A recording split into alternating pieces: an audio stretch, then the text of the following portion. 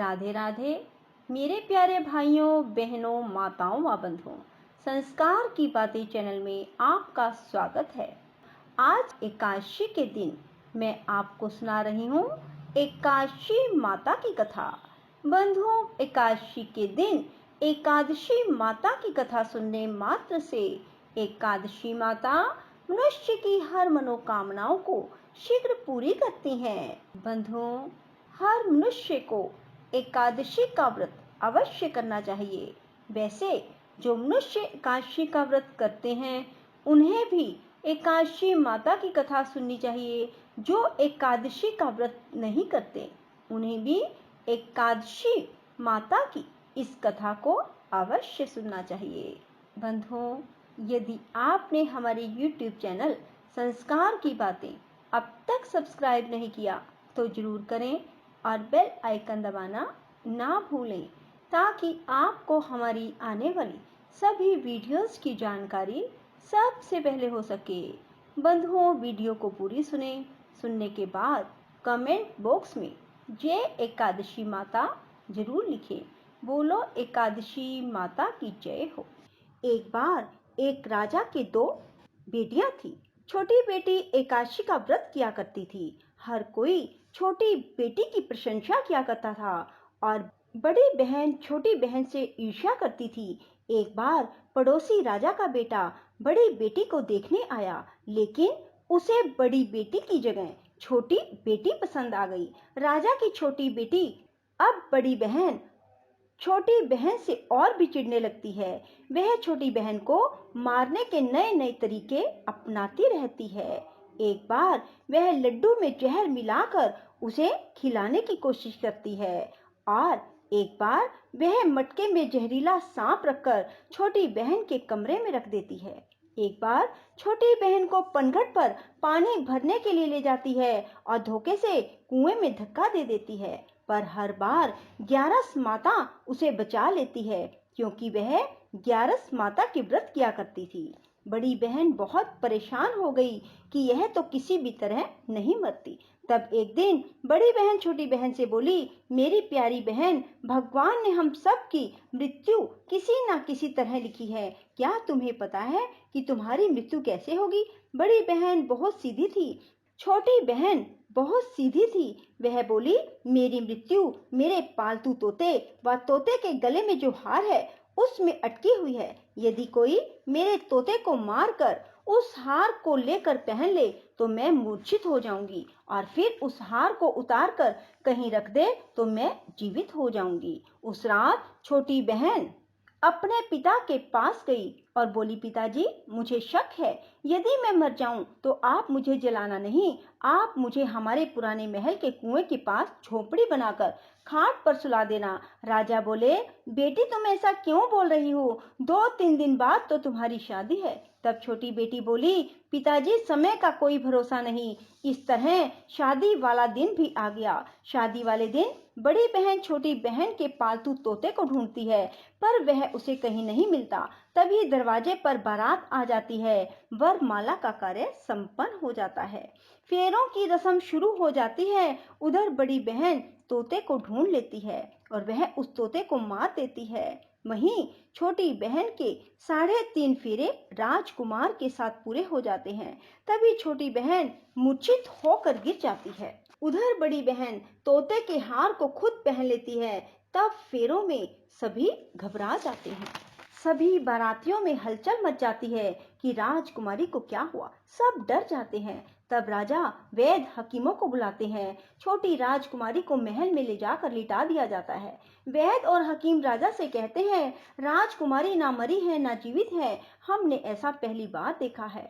तब राजा उनसे कहते हैं, बाहर जाकर बोलना कि राजकुमारी बेहोश है, अभी थोड़ी देर में ठीक हो जाएगी। यदि तुम ऐसा नहीं कहोगे तो मैं तुम्हें फांसी दे दूंगा। बेचारे वैद्य हकीम राजा के कहे अनुसार बोल देते हैं। तभी बड़ी बेटी आती है और कहती है, पिताजी, मुझे छोटी बहन के मरने का बहुत दुख है।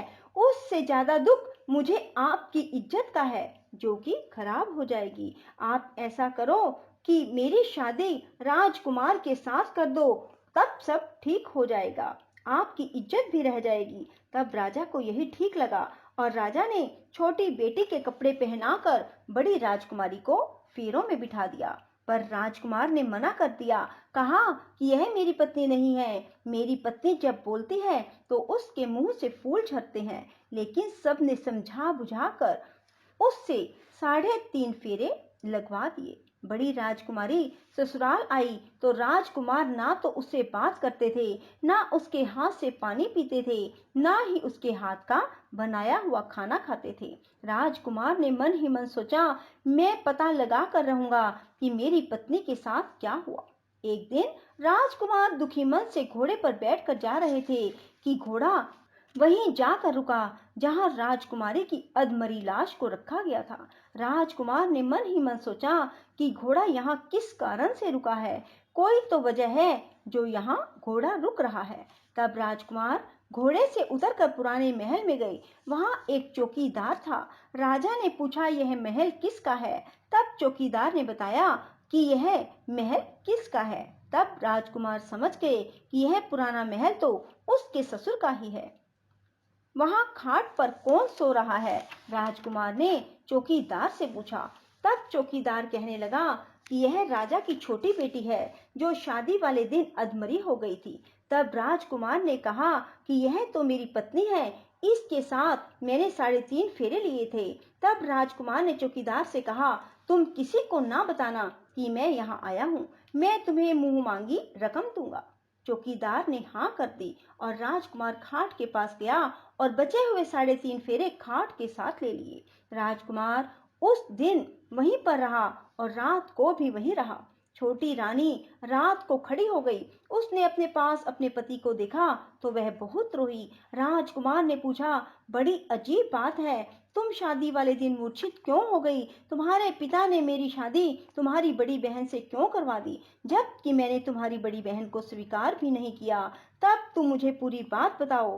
तुम दिन भर तो मूर्छित थी, अब रात को जीवित कैसे हो गई? इसका भी राज बताओ। तब राजकुमारी ने अपने पति को तोते और हार वाली सारी बात बताई। यह भी बताया कि यह बात मैंने अपनी बड़ी बहन को बताई थी। एक बार मेरी बड़ी बहन ने मुझसे मेरी मृत्यु का उपाय पूछा, तब मैंने उसे पूरी बात बताई। मेरी बड़ी बहन मुझसे बहुत ईर्ष्या करती थी। उसने कई बार मुझे मारने की कोशिश की, पर ग्यारस माता ने मुझे हर बार बचा लिया। यह सब मेरी बड़ी बहन ने किया है। तोते के गले में जो हार था वह मेरी बड़ी बहन दिन में पहन लेती है और रात को उतार देती है। इसीलिए मैं दिन में मूर्छित रहती हूँ और रात को जीवित हो जाती हूँ। यदि वो हार मुझे वापस मिल जाए तो मैं हमेशा के लिए जीवित हो जाऊंगी। कोई बहन भी ऐसा कर सकती है? अब राजकुमार छोटी राजकुमारी के साथ वहीं दिन बिताने लगे।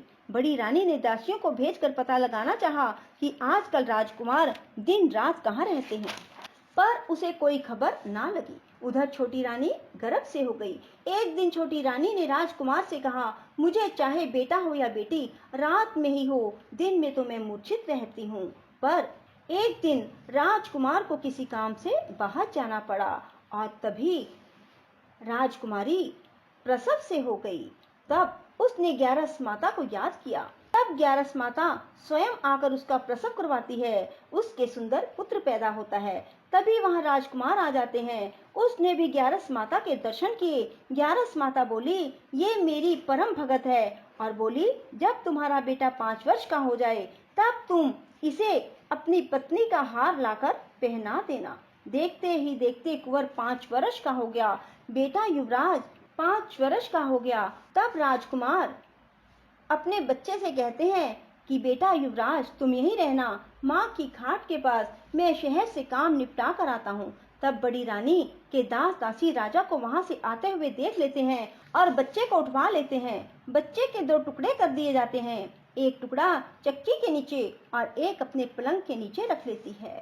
तब वह ग्यारस माता को याद करती है और ग्यारस माता भीख मांगने के लिए बड़ी रानी के महल में आती है। तब बड़ी रानी अपने दास दासियों के हाथों भिक्षा भिजवा देती है, पर ग्यारस माता कहती है कि मैं तो तुम्हारी रानी के हाथों से ही भिक्षा लूंगी। तब वे जाकर उसे कहते हैं। तब बड़ी रानी खुद उसे भिक्षा देने के लिए आती है। तब ग्यारस माता बिल्ली का रूप बनाकर अंदर जाती है और उसके बच्चे के जो 2 टुकड़े होते हैं उन्हें इकट्ठा जोड़ देती है और उसमें प्राण फूंक देती है और उसे लेकर चली जाती है। राजकुमार कुंवर को लेकर महल में जाते हैं और कहते हैं, रानी, ये बच्चा मेरी दूर के रिश्ते की बहन का है। यदि तुम इसे प्यार से रखोगी तो शायद मेरा दिल भी तुम पर आ जाए। तब बड़ी रानी कुंवर को लाड प्यार से रखती है। तब एक दिन राजकुमार अपने बेटे से कहता है कि तुम अपनी मामी से हार मांग लो, हम ये हार लेकर तुम्हारी माँ के पास चलेंगे, पर ये बात अपनी मामी को मत बताना। कुंवर बोले, मामी मामी, मुझे अपना ये हार दे दो। एक बार तो रानी जवाब दे देती है, पर फिर उसे ये बात याद आती है कि जब राजकुमार ने उसे कहा था कि यदि तुम बच्चे का ध्यान रखोगी तो मेरा दिल तुम पर आ जाएगा। तब बड़ी रानी कुंवर को हार दे देती है।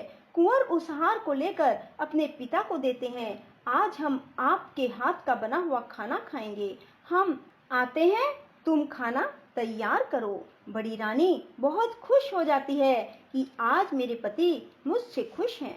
तब राजकुमार छोटी रानी के पास जाते हैं। बड़ी रानी उधर बहुत खुश होती है। तब राजकुमार छोटी रानी को वो हार पहना देते हैं और छोटी रानी जीवित हो जाती है और महल में छोटी रानी और बच्चे को लेकर आते हैं और बड़ी रानी को अपने ससुर के यहाँ छोड़ने के लिए चले जाते हैं और उन्हें सारी बात बताते हैं। उसके ससुर भी इस बात में शर्मिंदगी महसूस करते हैं और कहते हैं, ये मेरी परवरिश में ही कुछ ना कुछ कमी रही होगी। और ग्यारस माता की कृपा से छोटी रानी के भाग जाग जाते हैं। हे ग्यारस माता, जैसे आप छोटी बेटी पर प्रसन्न हुई वैसे सब पर होना। कहते सुनते हुंकारा भरते सब पर अपनी कृपा बरसाए रखना।